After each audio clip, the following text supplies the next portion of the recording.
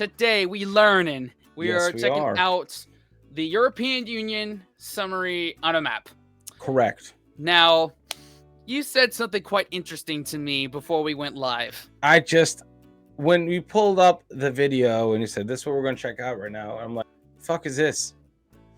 I'm like, I don't know. I'm like, is this a football club? I'm like, is this European Union? Is that European Union FC? I'm not. That's just, there's a lot of stuff that happens in my head. So if this isn't about football, I'm going to be very upset. It's about government, you idiot. Oh, joy. So much joy right now. Let's see how much more mind blown I can get. Hell yeah. God. But before that, if you're new here, we're Brace to Suck 21. Yes. I'm Spencer. And I'm Daniel.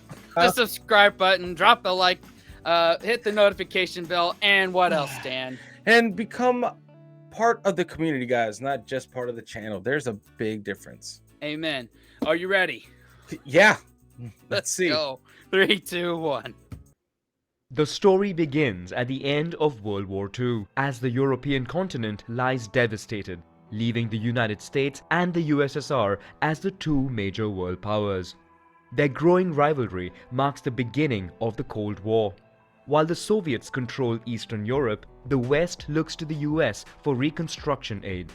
While the old continent is found divided by the Iron Curtain, in the West the idea of European unity begins to take hold.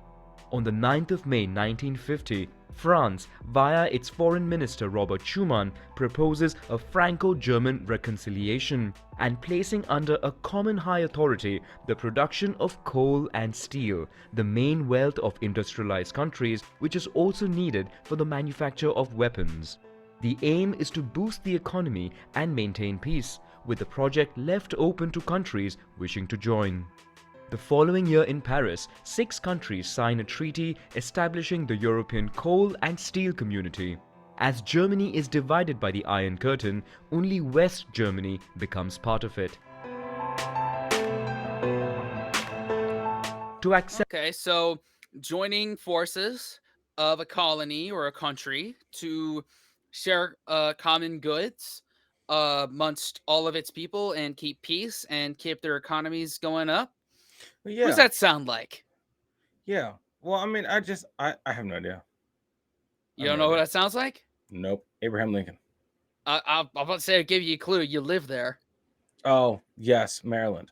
No, the United States, you idiot. Oh, Maryland. Westminster. Everyone knows that. Now, all right,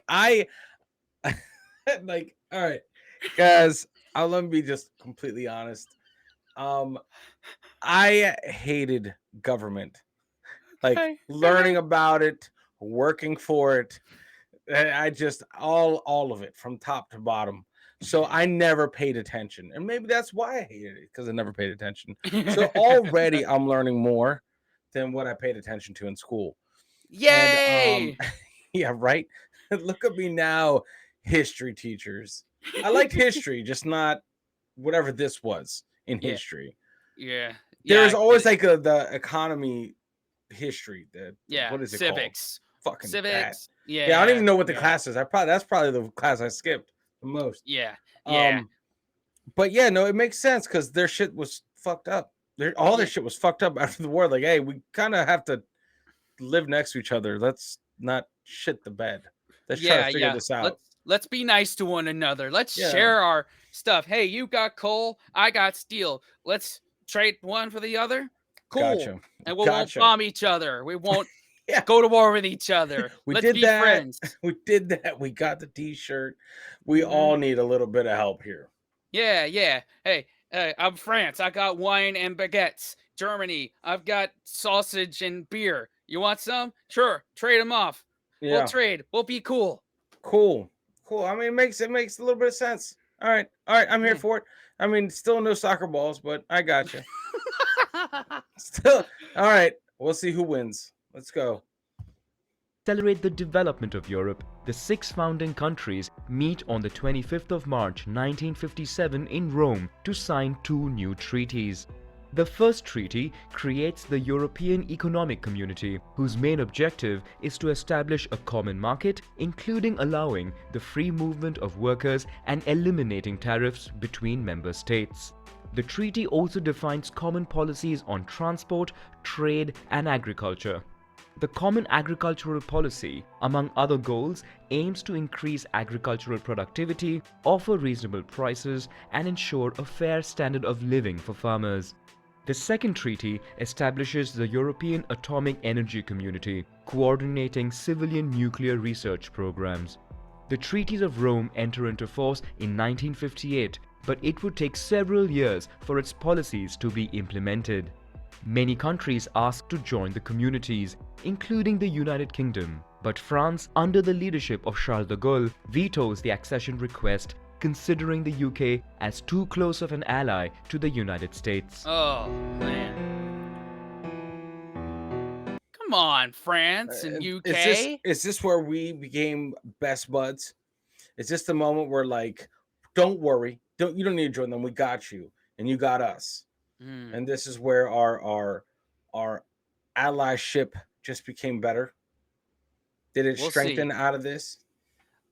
Only one way to find out, man. But man, UK and France, can't y'all get along? Never. Dumb question. I know you're gonna light me up for that one. Bring it. Bring it. Oh, man. The institutions of the three communities are merged to enable more efficient functioning. There is now a single commission composed of commissioners chosen by the heads of state.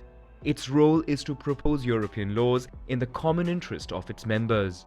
There is the Council, made up of ministers of the member states, and whose role it is to approve, modify, or reject the proposals of the Commission.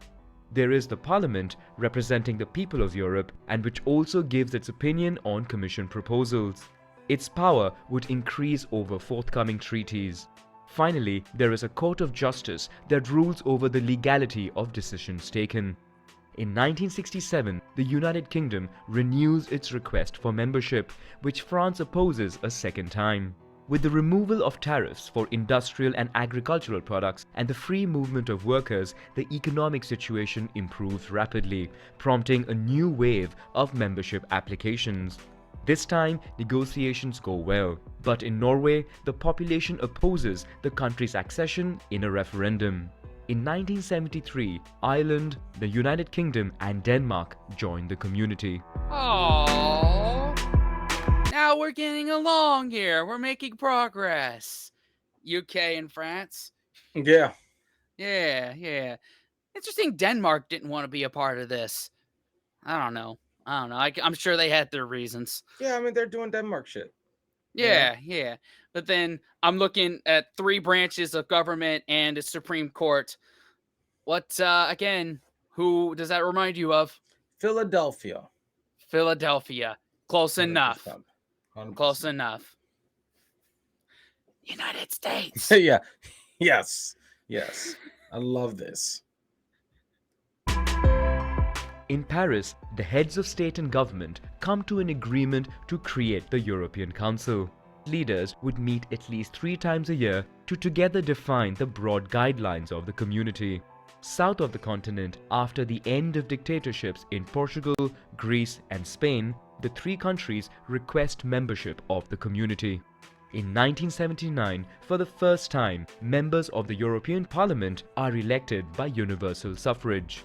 In 1981, Greece joins the community, while the following year, Greenland, which receives more autonomy from Denmark, chooses to leave the community after a referendum. In 1984, the United Kingdom under Margaret Thatcher says it does not benefit enough from the Common Agricultural Policy, which then represented 80% of EU spending.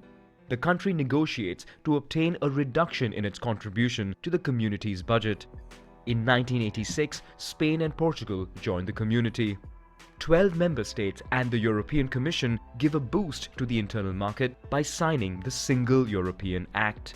In addition to eliminating custom fees, the goal is to remove all obstacles to the free movement of people, goods, capital, and services. It is the Single Market Project to be completed by 1993. After the fall of the Berlin Wall, Germany is reunified. In the east, the USSR can no longer contain revolts and collapses, opening up new horizons for the community, which establishes contacts with the countries of Eastern Europe. On 7th of February 1992, European heads of state signed the Maastricht Treaty. The European Union is created and gets new powers. The treaty envisages an economic union and the future creation of a common European currency. All countries ratify the treaty, including Denmark, where 2 referendums and negotiations to be exempted from the common currency are required. A new wave of countries request membership to the Union, but Switzerland and then Norway oppose potential candidacy via referendums. On the other hand, in Austria, Sweden and Finland, negotiations succeed, and in 1995 the EU grows to 15 members. Okay, so first of all, I guess I'm gonna have to go back and look through Eurovision Song Contest history and see how the Cold War affected Hmm. membership and participation in the Eurovision Song Contest. I That's just something I didn't even think about until now. Hmm. Yeah, Interesting. yeah, because like Poland, Ukraine are part of the former Soviet Union, so it'll be interesting.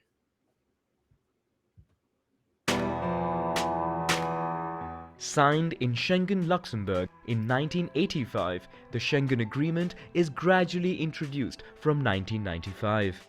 Its objective is to abolish border controls and therefore have total freedom of movement within the European Union. The Wow. agreement is incorporated into the European Union through the Treaty of Amsterdam. In addition, the Common Currency Project advances, which would be called the Euro. However, the United Kingdom, Sweden and Denmark do not want it. The remaining member countries set up the European Central Bank. The euro was officially launched on the market in 1999, although the currency would be put into circulation only from the 1st of January 2002. As negotiations take place to enlarge the union, heads of state meet in Nice to try and improve the structure of the union. The outcome of the Treaty of Nice is considered mixed. 2 referendums are needed in Ireland for it to come into force. So a common thing I'm getting is that, you're in Europe, like, and I learned this from the Eurovision journey, is that, you know, there's lots of rich history in all of these countries, and a lot of it is is conflict with all their neighbors. So it's like several decades of just trying to get everyone on this continent to get along. Yeah. So this is a miracle in itself that they've gotten this far in 2003. It's really crazy, and I really like it. It's so different than here. You know, Yeah. you guys can move freely between countries, and other countries that makes more sense. You guys are right next to each other. You know, Yeah. that makes so much more sense. Now, how does that during 2003? Could someone technically work in Spain and live in France? Could Yeah. that happen? Yeah. Because Because the it's all the border's same open. money, right? Yeah. All the same money. Yeah, So and you could walk across the border because me right now, I live in North Carolina, but I'm like 2 minutes away from the Virginia border. Like you've been able to do that in this country forever, yeah, forever, and well, yeah. When you move states, right? Like yeah, that's what you're talking about. But like, it would be a pain in the ass to live in, let's say, Canada and work in the U.S. right, right, That would be such a headache. right, and it's getting from what the governing body has been accomplishing. It's more closer to a system like the United States than it ever has been. I mean, you still got to show your passport going from France to Spain and back, but still, they trade everything, and Interesting. they're getting more nice with each other. There's still a lot of big cultural differences that have been exuberated with centuries of history, but Yeah. they're at least pretending to like one another. Hey, man, there you Yeah, go. yeah. Yeah. On the 1st of May 2004, 10 new countries are included in the European Union. All new members joined the Schengen area with the exception of Cyprus, as part of the island is controlled by the Turkish army since 1974. Ah, After the half-failure of the Treaty of Nice, the 25 heads of state meet in Rome to again try to streamline the functioning of the European Union. This time, they aim to create a constitutional treaty that would replace all existing treaties with a single text. This sparks heated debate across Europe. Fearing an overly powerful European Union at the expense of national sovereignty, the French and Dutch populations oppose the treaty via referendums. This triggers a period of reflection and in-depth consultation within member states. On January 1, 2007, Romania and Bulgaria joined the European Union. The same year, 27 heads of state signed the Treaty of Lisbon, which aims to strengthen and improve the functioning of the EU after enlargement. Notably, it is agreed that the EU's role is to promote peace, support sustainable development, fight against social exclusion and discrimination, and safeguard cultural heritage. The treaty is ratified by all states but Ireland, which holds a referendum and rejects it. Yet again, more negotiations and a second referendum would be needed in Ireland for it to take effect. all right. So for this debt thing, so that's where there's a big difference between, how the United States government functions versus how the European Union functions. Is that everyone has to be on board with a board with a referendum, and I'm not. I'm blanking on how editing the Constitution, like making a new amendment, goes about, but I don't want to put my foot in my mouth, so I won't talk on that. But basically, in our government, like majority rules. In the Senate, you need 60 votes for a bill to pass. In the House, it's simple majority, Yeah. and then either one, and then it's up to the president to either sign it or veto it. Yeah, I mean, it's crazy, but it's like, one person goes against it, and then they have to take their time to figure it out. yeah, yeah. Is that Like, that's I could be blanking. Maybe that's not what he said, but that's what I understood. It's like, okay, we need like Ireland, we need you on board. yeah, yeah. Everyone has to agree on it. Wow. Hmm. Debt. The global economic and financial crisis has repercussions on the Eurozone, which enters a recession. After the rout of major European banks, many countries find themselves in difficulty. In particular, Greece, part of whose public debt has been kept hidden with the help of consultants from the Goldman Sachs Bank. The Oh, country is forced to ask for financial aid from the Eurozone and the IMF, in exchange for which it must implement austerity measures. Ireland, coming to the aid of its banks, also sees its public debt explode. But the country does not want to ask for aid from the Eurozone, fearing it may in return be forced to raise its low corporate tax rates. The country finally receives aid all the same, in exchange for which it must adopt a strict plan. Subsequently, Portugal, Greece a second time, Spain and then Cyprus obtains financial aid from the Eurozone, while almost everywhere on the continent, austerity plans are put into place. Wow. oh, here we go. Here we go. In 2013, Croatia joins the European Union. At the borders of the continent, the so-called Arab Spring creates instability in many countries. The civil war in Syria, a second civil war in Libya and in Iraq, and other events such as the war in Afghanistan and violence in the Horn of Africa push many people to migrate to Europe. Despite the construction of walls at the Turkish border, in 2015, over 1 million migrants entered the Schengen area. Europe tries to slow the flow of migration. Security patrols are reinforced on the Mediterranean Sea, while certain countries temporarily reintroduce controls at their borders. In addition, the European Union signs agreements with Turkey and then with Libya, where the political situation is very unstable, so that they control and block the so-called illegal migration routes in exchange for financial aid. Migrant processing centers are funded mainly in Italy and Greece, where migrants find themselves awaiting regularization in overcrowded conditions. The migration crisis divides European countries and fuels the rise of nationalist and Eurosceptic parties. Oh man, before we get to the juicy part here, which I feel most of our audience is gonna have something to say about. That sounds like the problem that the U.S. Mexico border. Like, obviously, that's a very complex issue here, and that can't be solved by simply building a border wall. Yep. But that's there's similarities, and it happened 2016. Yep. Yeah. It's been happening since the country was built, dude. Well, yeah. You know, I'm saying. we just need to buy Mexico and make Yeah. it its own state. Simple.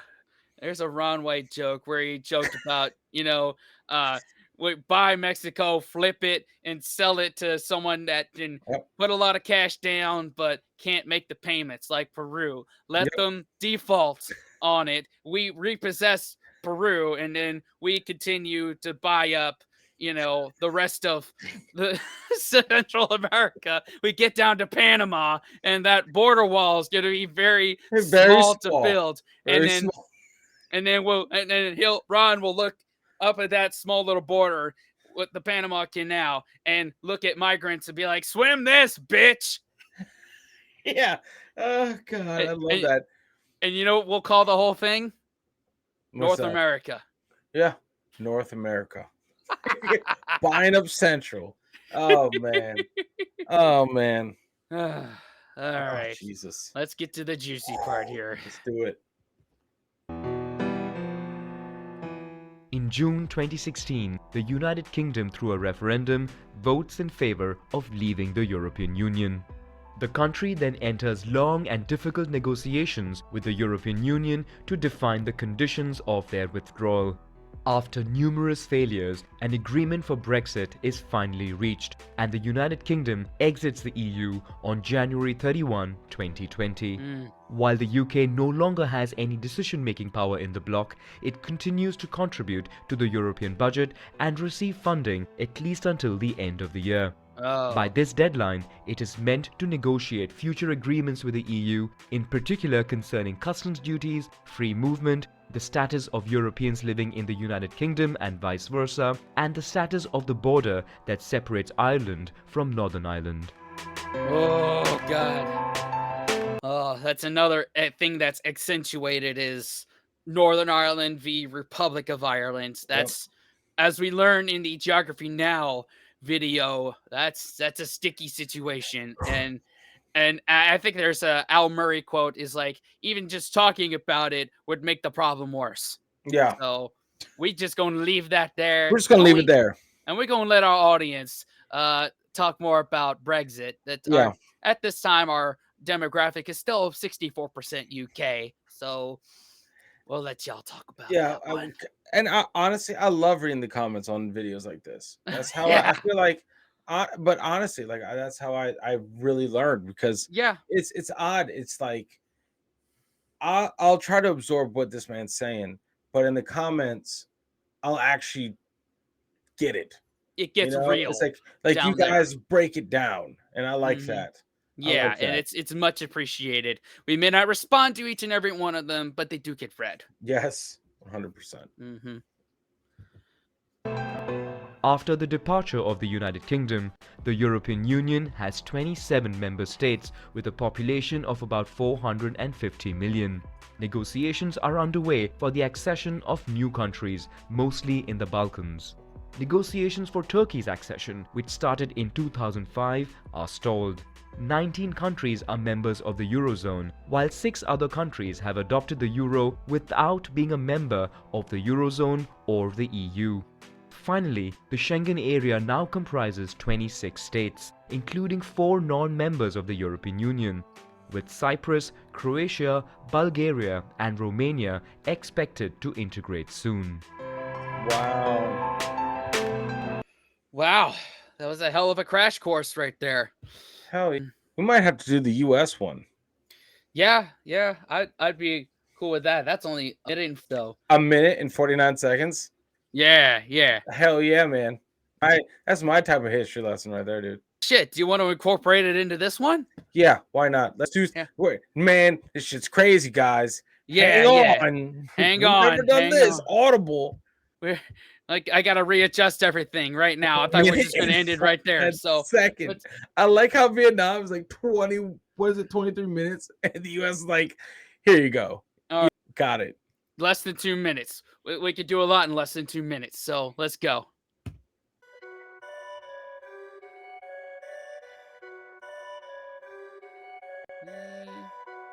It's in colonies. Oh hell yeah. Treaty of Paris. Yep. Okay, so at this point, the UK does not own most of the United States. They still got control of Canada, though.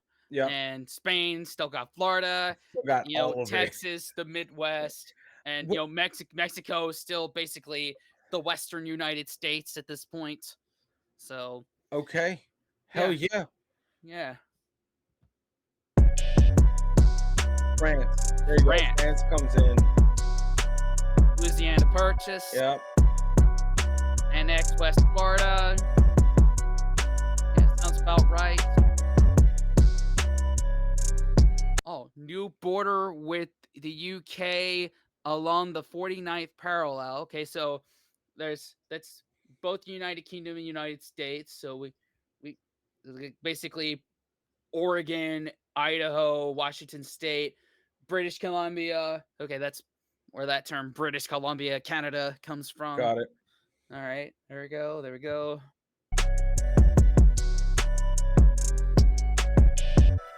Adams Treaty.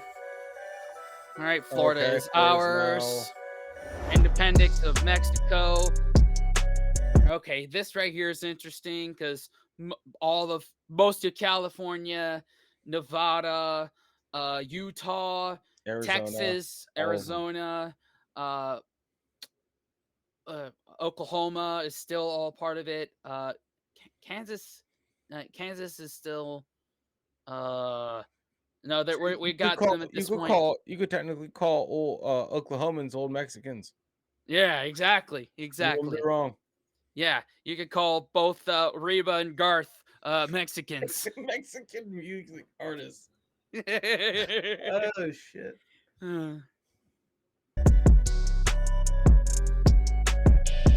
Annexation of Texas. The war. Yep. Oregon Treaty.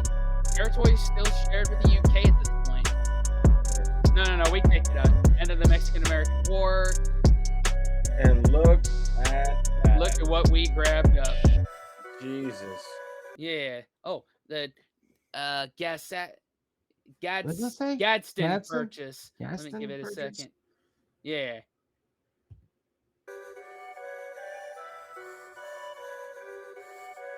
Where's Alaska? Yeah. That's still used to be owned by Russia. Now we own it. Good Annexation of Hawaii. That's a very controversial thing. End of the Spanish-American War. I guess is this when we take? I guess we owned the Philippines at one point. Guam, isn't it? And Guam, and like this thing right here. Isn't that the Philippines? I think that's the Philippines. Sure. Yeah, I know they speak English there and Spanish. There you go. So yep. End of the Spanish-American War. Maybe that's we got that. We got that for a little. That was like on like the last like sheet of paper. Like what the fuck is this? Yeah, what is this? No, that's over there. Where's over there? Beyond the horizon. Well, shit, we'll take it. Yeah.